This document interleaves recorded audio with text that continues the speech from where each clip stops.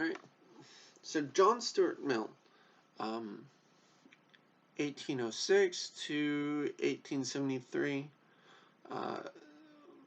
early feminist, right? Or what we might call like an early feminist, right?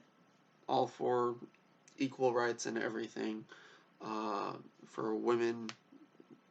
Was one of the main proponents for the women's suffrage movement in Great Britain.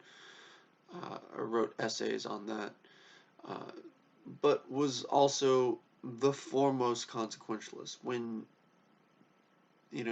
philosophers hear consequentialism, the first name that pops into mind is John Stuart Mill, right? The second name and third name and fourth name are going to depend on who you're talking to, but first and foremost, they're going to think of Mill because of what Mill brought to the table in his reformation of his godfather, Jeremy Bentham's hedonistic calculus. So you have to understand that Mill's utilitarianism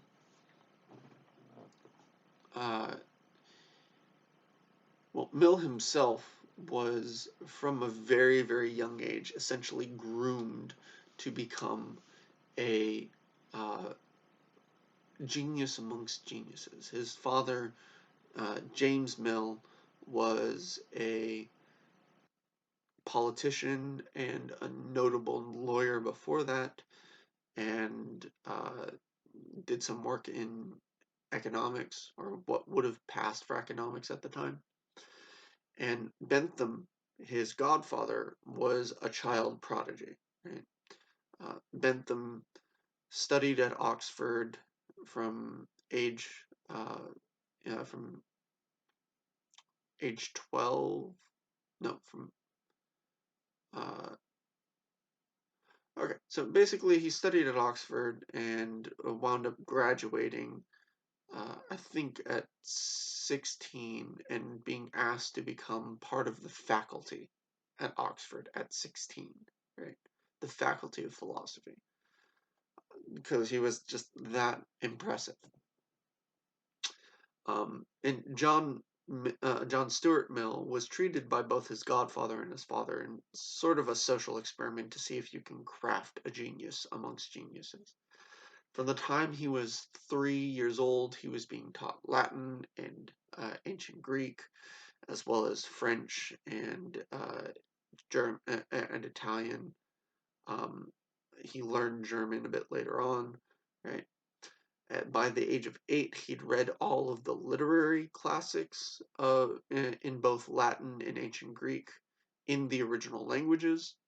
And by age 11, he had read and actively studied, all the major philosophers and thinkers that were written in that language, in those languages. And you have to understand that prior to the 1800s, right, the majority of academic scientific papers were published in what was called scholarly Latin. So knowledge of Latin also meant that John Stuart Mill was capable of reading the papers of Sir Isaac Newton and Sir Richard Boyle, right? And all the great scientific achievements, right? They were written in Latin. So he was probably the most well-read 11-year-old, bar none, in history. Right? And then he goes on to college, studies at Oxford under his godfather, Jeremy Bentham, who's now like a faculty chair, or the equivalent of a faculty chair. And then he winds up fucking graduating and joining the faculty. And it'll come as no surprise that by age 20, 21, Mill had a massive nervous breakdown, left academia, retreated to one of the country country homes that his family had, and for a period of about 6 years just focused on reading English and French and Germanic poetry and literature, and sort of recentering himself, finding himself. in that period before coming back at age 27. And he comes back with a bang. So in either the greatest homage to his godfather and his teachings, or the greatest fuck you to his godfather and his teachings, he takes Bentham's hedonistic calculus, which at the time was called utilitarianism, and writes a book that completely reimagines it. Right, keeps this idea of utility and the calculation of pleasures, but turns it into a general framework that is actually pretty damn good, right? Despite some of the major problems in it, it's a pretty damn good edifice, right? So Mill operates his utilitarianism, which says what is obligatory is what maximizes the good, right?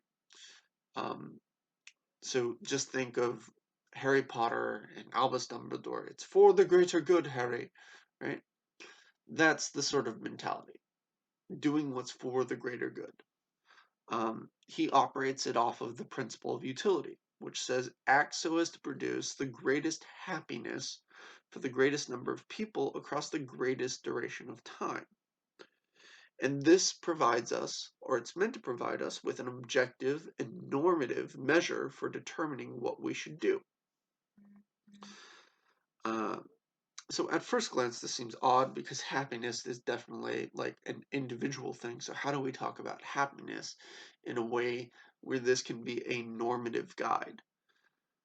Well, remember, we've actually talked about two senses of happiness, right? And both of them from ancient Greek philosophers, something that Mill would have known and, in fact, did use to his advantage. There's happiness in the hedonistic sense, which his godfather based his philosophy off of, where happiness equals pleasure. And then there's happiness in the Aristotelian sense, right, of eudaimonia, where happiness equals flourishing. What Mill does is he combines the two. He says that uh, at the point of overlap between individual pleasure and the flourishing of not just myself but others is where happiness is. It's where we find the metric for moral advancement. Right? Uh, in this way we can use happiness as a means for moral decision making, because we should be concerned with doing that which causes flourishing first and foremost. So happiness in the sense of eudaimonia is more basic and primary according to Mill, and happiness in the sense of hedonism, hedonia, right, just pleasure, is a secondary quality, right, that usually comes as an outgrowth of pursuing collective flourishing. Uh, So if we begin by thinking of happiness as foremost that which brings pleasure, then we have an understanding that is not only deeply personal but also potentially selfish, right? And leaves out the idea of flourishing. But if we reverse that and we think of happiness first and foremost in the sense of flourishing, then we're looking at not just the flourishing of myself as an individual, but others and how that will bring us pleasure. That's how the logic sort of goes. Okay, now, according to Mill, there are two forms of utilitarianism. These are not two separate theories, but rather two aspects of the same theory, right? Two halves of the same whole. The first is act utilitarianism. Right? And act utilitarianism is going to be where we consider each situation separately and do that which produces the most good. Right? So we consider what to do on a case-by-case basis in the instance of act utilitarianism. Of course, there are two sort of immediate objections to this that one can think of, right? And that the first is that it is kind of self-defeating. right? Because if we use act utilitarianism as the sole guide for determining what we should do, then the first thing we should do is apply act utilitarianism to itself. Should I actually consider each situation on its own, separate from everything else, in determining what I should do? Right? And the conclusion you inevitably arrive at is no, because I'm going to take too much time deciding every little thing, and I'm not going to actually get to doing anything as a result, or anything of substance. And this ties into the second objection, which is a bit more of a modern objection than one that Mill himself deals with, although he deals with a form of it sort of tangentially. And the form of it is so the more modern version of this is that it's too cognitively burdensome, right? Or it's not realistic. It takes too much mental energy to actually consider everything on its own. Right? That's not how we actually process things. Right? That's one of the major objections to Mill's utilitarianism as he formulated it. It's been refined over the years by multiple philosophers in different ways since then, but it's quite a different thing uh, from what Mill himself proposed. Right? And Mill was aware of this idea that, it's not actually practical to look at every act by itself, which is why we have the other half of utilitarianism, right? The other form, rule utilitarianism, which says to follow those rules and that produce the most good and act on them, right? Now, some rules don't work, or sometimes they conflict with each other. Rules will conflict with each other, and in such cases, go back to using act utilitarianism. Right? Uh, so, what we have here implied in this definition of rule utilitarianism is that rule utilitarianism is what we should use first and foremost for determining the moral consequences or what we should do. Right? Uh, what course of action we should take. Uh, and then act utilitarianism should be what we revert to in cases where a specific moral quandary or course of action um, needs to be debated. Right? There is, however, a significant objection to rule utilitarianism, and that's going to be that the majority of rules that we follow in this way, the ones that produce the most good and we follow, are going to be very passive rules, right? They're going to be prohibitive in nature, much like Kant's perfect duties, right? So what this means is that the majority of general rules that rule utilitarianism will advise us to abide by are going to take the form of do not kill, do not steal, do not cheat, do not sexually harass, the anyone, right? Things like that. And again, it's going to lend also to a couple of positively framed uh, rules like help others and improve oneself, like Kant's imperfect duties. But that's precisely the thing. Those are ones that you have to actively pursue in your own way, so they really kind of fall more under, like, their pursuit falls more under act utilitarianism. With the negatively formulated rules, right, the prohibitive ones, don't do X, that rule utilitarianism really provides us with, we don't get very far, right? Because those aren't good guides for the actual everyday situations we find ourselves in. And as a consequence, we wind up sort of reverting back to act utilitarianism in general anyway. Right?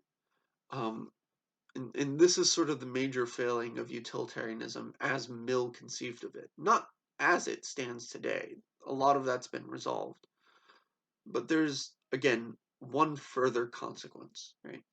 Utilitarianism is a form of consequentialism, right?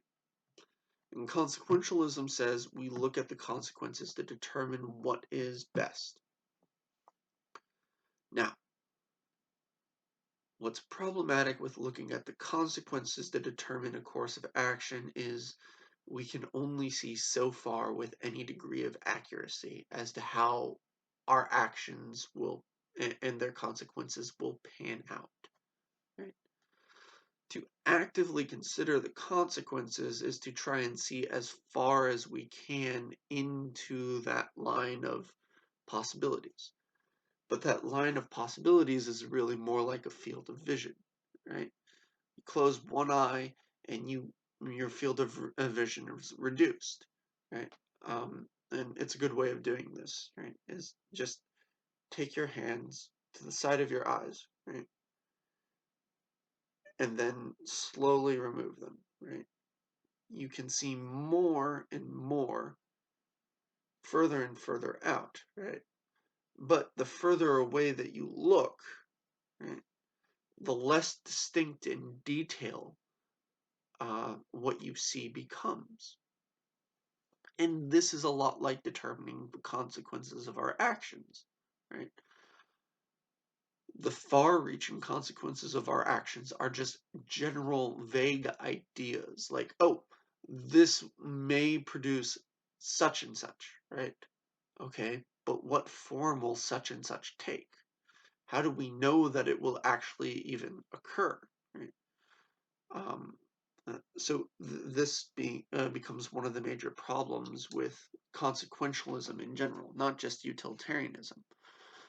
The idea that if we're going to base the morality of our choices on the consequences of our actions, then we have to acknowledge that what seems in the immediate case to be the best course of action, right, the moral course of action, can reveal itself later on down the line as the most immoral course of action we could have taken, right, or a very immoral course of action, right.